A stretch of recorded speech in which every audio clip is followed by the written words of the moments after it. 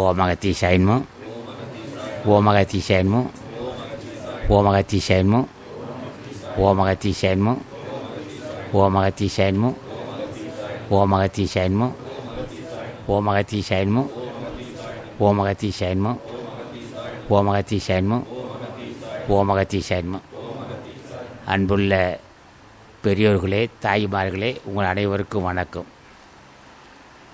இந்த சங்கம் உண்மை பொருள் உடைந்த சங்கம், தெளிவான சங்கம். என்ன காரணம்? இந்த சங்கம் மட்டும் அப்படின்னு இல்லை, எங்கே இருக்கலாம் நமக்கு தெரியாது. ஆனால் இங்கே ஒரே சங்கம், இந்த சங்கம் தான் உயர்ந்த சங்கம் நான் கூடுறோம். மற்ற சங்கம் இருக்கலாம், எனக்கு தெரியாது. ஆக உயர்ந்த சங்கம். என்ன காரணம் கேட்டால், நாங்கள் வணங்கினால் அது ஞானிகள் திருவடியாக இருக்கணும். முருகா, சர்க்குநாதா, சாந்த ஸ்வரூபா என்போம். ராமலிங்க சாமிகளே, மாணிக்க வாசகா, அருணிகநாதா, புஜட மகர் செய்யா, இந்த பாவியை காப்பாற்று சொல்லுவோம். ஆனால் ஞானிகளை வணங்குற அத்தனை பேருமே ஞானி ஆவார்கள். இப்போ சிறு தெய்வ வழிபாடு இருக்குது, எதோ கும்பிட்றா விடப்பயிறது. ஆனால் ஒருவன் கடவுள் தன்மை அடைய விரும்பினால் அது ஞானியாக இருக்க வேண்டும். ராமலிங்க சாமிகள் இருக்கலாம், மாணிக்க வாசகா இருக்கலாம், புஜட மகர். ஞானி வணங்கினால் அன்றி ஒருவனுக்கு தெளிவான வராது.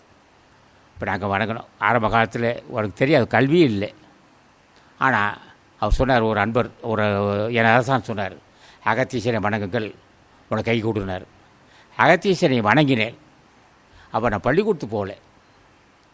பள்ளிக்கூடத்து போகாத எனக்கு அகத்தீசான்னு சொன்ன உடனே எந்த நூல் எடுத்தாலும் படிக்க முடியுது. என்ன காரணம்? அவர் கல்வி கடல் அகத்தீசர்.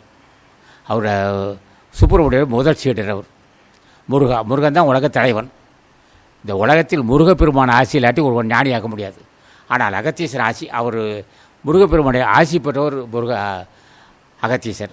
அகத்தீசா, என்ன கல்வியிலே என்றேன். படியினர் திருக்குறளை படித்தேன். என்ன திருக்குறளை படிக்கிறேன்? எனக்கு அப்போ வயசு மனப்பட்ட கூடியிருந்தேன். அப்போ வயசு 20 வயசு எனக்கு. அப்போ எடுத்த உடனே திருக்குறள் படித்தோம். அகத்தீசா என்றால் கல்வி வரும். அகத்தீசா என்றால் தெளிவான